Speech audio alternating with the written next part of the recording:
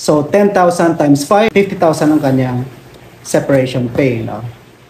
Ngayon, nagiging tricky na naman ang computation kapag ang ating empleyado ay minimum wage earner kasi naka-daily rate siya.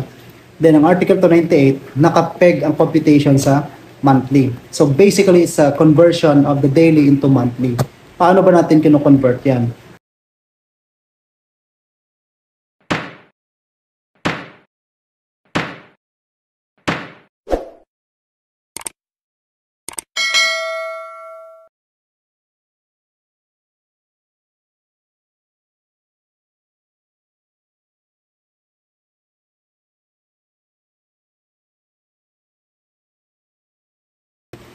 Magandang gabi sa inyong lahat. Pag-usapan naman natin ngayon yung computation ng retrenchment, no, or separation pay ng mga empleyadong na-retrench or during retrenchment. Kasi marami nagtatanong sa ating comment section dito sa ating YouTube channel, tsaka ganun din sa mga comments natin sa ating FB page na ATTYL din. Ngayon, sa ilalim ng Article 298 ng ating Labor Code, yung retrenchment, syempre, nakalagay dyan, isa sa mga authorized causes for termination of employment na wala namang ginawang kasalanan ng empleyado.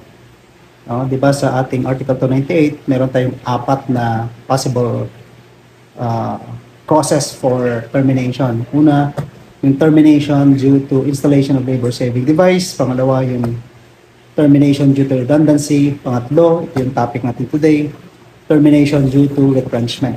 And yung pang-apat, syempre, termination due to closure, not due to severe financial losses. So yung pangatlo ang ating pag-uusapan sa ngayon. And before we proceed, shout out muna natin ang ating mga subscribers and followers. Lagay natin dito.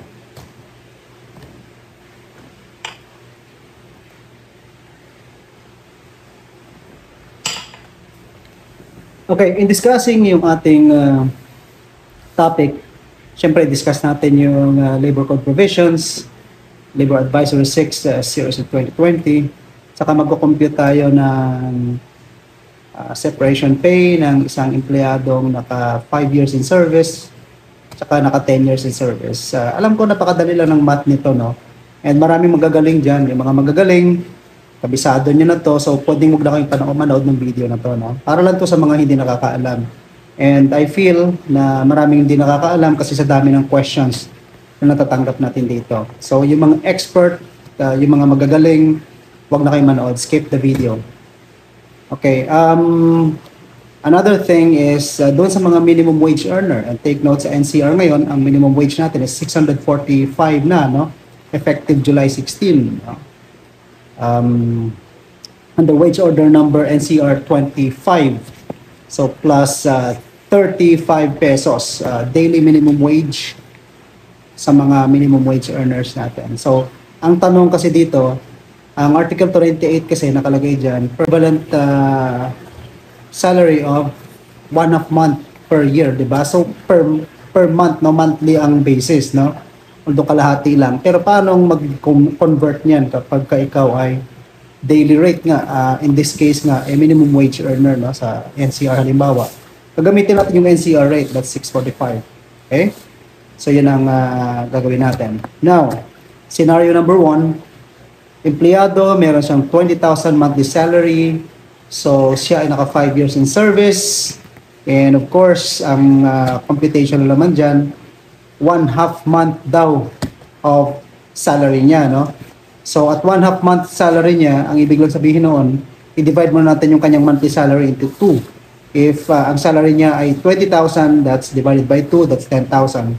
Then multiply natin sa kanyang 5 years in service. So 10,000 times 5, 50,000 ang kanyang separation pay, no?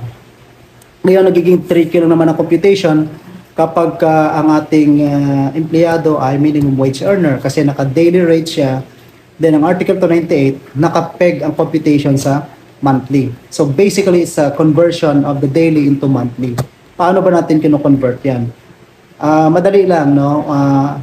Tingnan ninyo yung inyong mga company handbook, ang inyong mga employee handbook. Tingnan ninyo kung ilang araw ang pasok ninyo sa loob ng isang taon. The most common is ang pasok ng mga empleyado ay Monday to Saturday, no? Although may mga iba, wini-waive yung Saturday, but for purposes of computing, yung kanilang number of work days, no? In a week, that's still 6 days, no? Per week. No? Kasi yan naman talaga ang definition ng ating work week sa ating labor code, no? So if that's the case, ang total number of work days yan sa loob ng isang taon ay 313. Kasi we have 365 days in a year. Ang gagawin na natin, babawas natin yung Sundays. We have 52 total number of Sundays in a year. So 365 minus 52, that's 313 days. So gagamitin natin ngayon ang 313 days para i-compute ang monthly equivalent ng ating empleyado, no? So balik tayo sa ating 645, i-multiply natin sa 313 kasi yan ang ating assumed na number of work days in a year. So 645 times 313 tapos i-divide natin by 12, yan ang kanyang monthly salary equivalent. Now, ang kanyang monthly salary ay 16,823.75. Ngayon sinabi ng ating labor code na 1 month salary or 1/2 month per year of service. So in this case, ang empleyado, sabi natin, naka 5 years in service. So what we're gonna do is 16,823.75 divided by 2. I-multiply natin ngayon yan sa kanyang tenure, which is 5 years. So lumalabas 8,400 something yung kanyang 1/2 ng 16,000 plus. Then i-multiply natin by 5 years, that's 42,000. Nandito na lang, tingnan na lang ninyo yung ating video sa ating calculator. Yan ang accurate computation, ano? That's 5 years in service. Now let's go to 10 years in service. So very simply, balik tayo doon sa ating may monthly salary na 20,000 pesos. So of course, divided by 2, that's 10,000 multiplied by 10, that's 100,000. Very basic, no? Now balik tayo sa ating empleyado na may minimum wage na 645. Ang kanyang monthly salary ay 16,823.75. I-divide natin by 2, that's 4,000 plus, 8,000 plus. Then multiply na natin by 10 years, that 80,000 plus. Follow na lang niyo yung computation natin dito. So ganyan lang ang pag-compute ng separation pay ng empleyado na retrench. Now, kapag na-retrench ang empleyado, kailangan ibigay sa kanyang separation pay sa loob ng 30 days. Yan ay ayon sa ating Labor Advisory 6 series of 2020. So with that, guys, I hope you learned something from this video. And if you do, please share this with your friends, your colleagues, your family members, your loved ones, or any person you think will benefit from the information that I shared. And again, thank you for watching, and I hope to see you in my next videos. God bless.